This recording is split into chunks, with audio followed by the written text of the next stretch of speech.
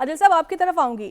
شہباز شریف صاحب کہہ رہے ہیں کہ 8 فروری کو عوام مہنگائی کا ظلم ڈھانے والوں کا صفایا کرے گی. کیا کہیں انہوں نے انڈائریکٹلی بلاول صاحب کو تو نہیں کہا؟ مجھے تو شک ہے وہ اپنے خلاف یہ بات کر رہے ہیں.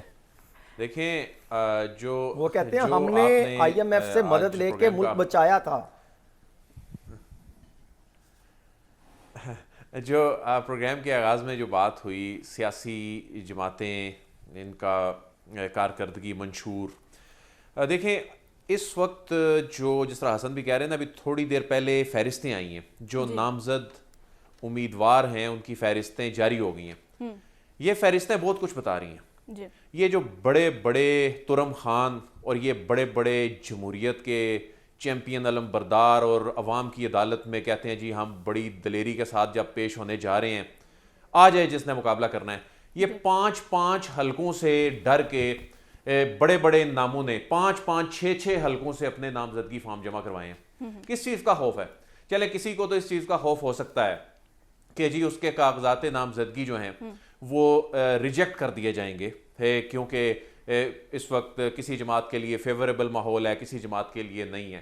لیکن جن کے لیے فیوریبل ماحول ہے وہ 5 حلقوں سے کیوں جمع کروا رہے ہیں، اور کیوں قومی خزانے کو کروڑوں روپے کا نقصان جو ہے وہ ایک بندہ وہ پہنچا رہا ہے؟ کس چیز کا خوف ہے؟ اگر اتنی آپ کو کانفیڈنس ہے عوام کی عدالت میں جانے کا، تو آپ کیوں اپنے دوسرے جو آپ کے ورکرز ہیں ان کا بھی حق مار رہے ہیں کہ نہیں ہے ہمیں کھڑا ہو لینے دو، آپ کو بعد میں دیکھ لیں گے، ہم تو پہلے جیت جائیں، سیٹ تو ایک ہی رکھنی ہے. لیکن اس کا مقصد کیا ہے؟ تو یہ خوف ہے، یہ بتا رہا ہے کہ عوام کی عدالت میں جانا ہے. تو یہ جو کہہ رہے ہیں مہنگائی کے تانے ایک دوسرے کو دے رہے ہیں، ان کو سب کو پتہ ہے کہ جب انہوں نے جانا ہے 8 فروری کو تو ان کے ساتھ کیا ہو سکتا ہے. اچھا اب دیکھیں ابھی تک جو سچویشن ہے بڑی دلچسپ ہے.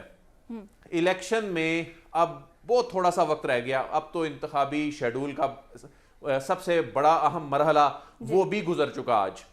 لیکن کارکردگی پہ کوئی بات کرنے کو تیار نہیں ہے. کارکردگی ہوگی تو کوئی بات کرے گا، کوئی جماعت کارکردگی پہ بات نہیں کر رہی.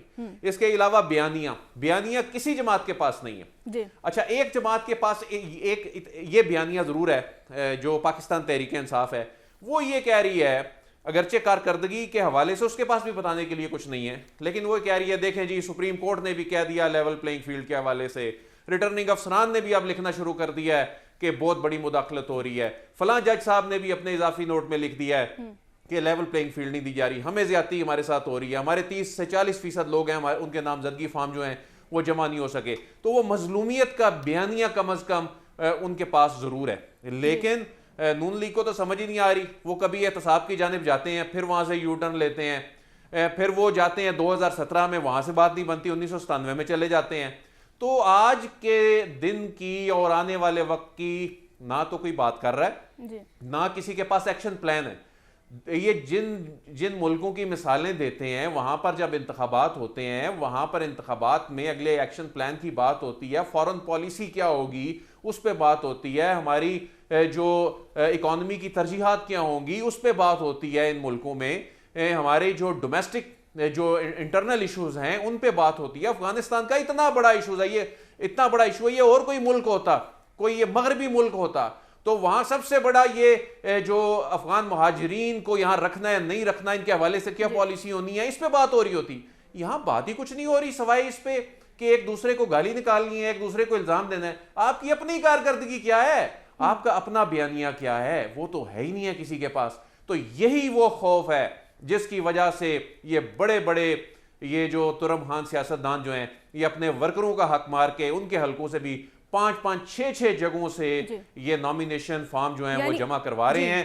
اور یہ صورتحال اس وقت بنی ہوئی ہے کہ کل کے بچے جو ہیں وہ الیکشن لڑ رہے ہیں اور وہ ان سے خوفزدہ ہو کے ایک دوسرے حلقوں میں جا رہے ہیں. بالکل، کل کے بچے جو الیکشن لڑ رہے ہیں